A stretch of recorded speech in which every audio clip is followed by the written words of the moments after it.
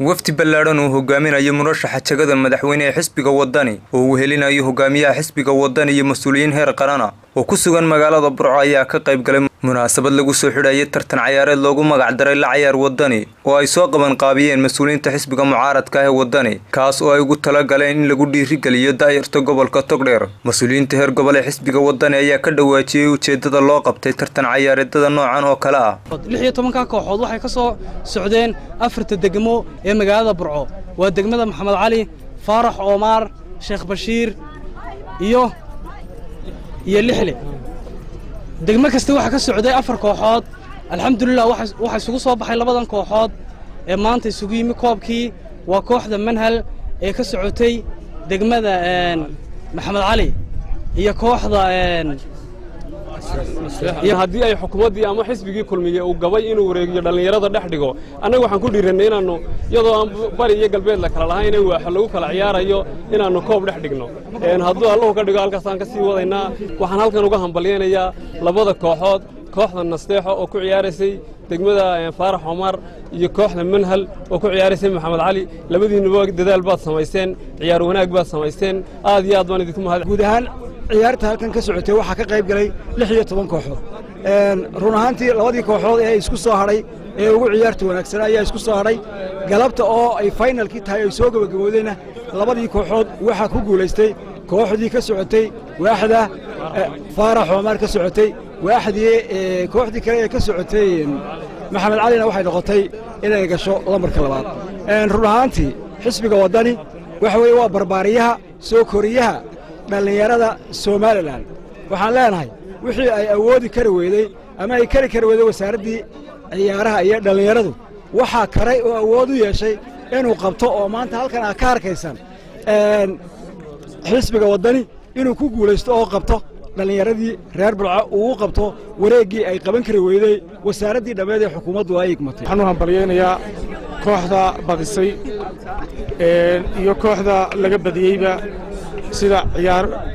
wanaag gale ee ay u soo ciyaareen 16 kooxood ee tartanka galay ee 16 kooxood tartanka galay sidii ay u ciyaareen ciyaar wanaag ay muujiyeen ugu idin dareynaya xisbigu idin soo dhaweynaya idinkana waxaan idin rajaynayaa insha Allah ta'ala mustaqbal wanaagsan oo tahriibta iyo musuqmaasuqa iyo insha Allah ta'ala mustaqbal ifaya oo sida qorraxda u ifaya ayaanu Ilaahay idin ka rajaynaynaa waa cusub dhalinyarada uu bariyay xisbigu runtii wuxuu idin la garab taagayay hiil iyo hooba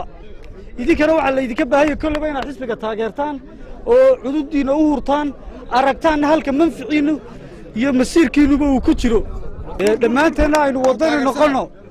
wadanina ilgacaltooyo dhalinyarada hal la ogaado hogaamiyaha xisbiga mucaaradka ee wadani Xirsi Cali Xaaji Xasan iyo murashaxa jagada madaxweyne xisbiga mucaaradka ee wadani Cabdiraxmaan Maxamed Cabdullaahi Cirro ayaa dhalinyarada ku dhiirigeliyay inay isdhex galaan iyagoo oo sheegay inay dhisayaan garoomo caan oo ku dayacan gudaha magaalada Burco isla markaana ay dib u dayactiri doonaan muxuu ka qabanayaa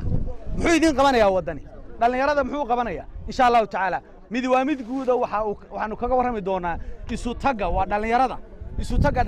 ee shirka soo socda ee la isugu yeedhay goboladoo dhan ama Burcaha lagu qabto ama meel kale lagu qabto dhalinyaradoo dhan baa la isugu yeedhaya jaamacadoo dhan baa la isugu yeedhi doonaa taas waa taladeeda sida talada dalka wax ugu yeelataan iyo barnaamijkii xisbiga oo dib u eegistiisa wixii tala lagu soo kordhiyay markaanu sii daynay wixii dadku tala ku soo kordhiyeen imanka insha Allah ta'ala la soo bandhigi doono iyo wixii lagu darayo garoomada ugu waaweyn Soomaaliland waxa kamid ah garoonka Burco xaaladda ku sugan hadda waa la socotaan mashaariicda ugu horeysa ee xukuumadda wadani qaban doonto waxa kamid ah hagaajinta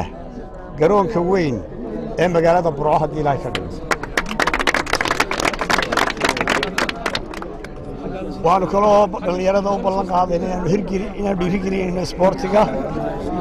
degmooyinka Burcana ay mid kasta garoon yeelan doonto insha Allah wayno doorashada iyo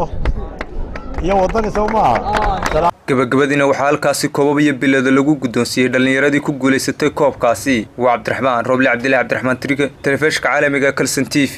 magaalada Burco.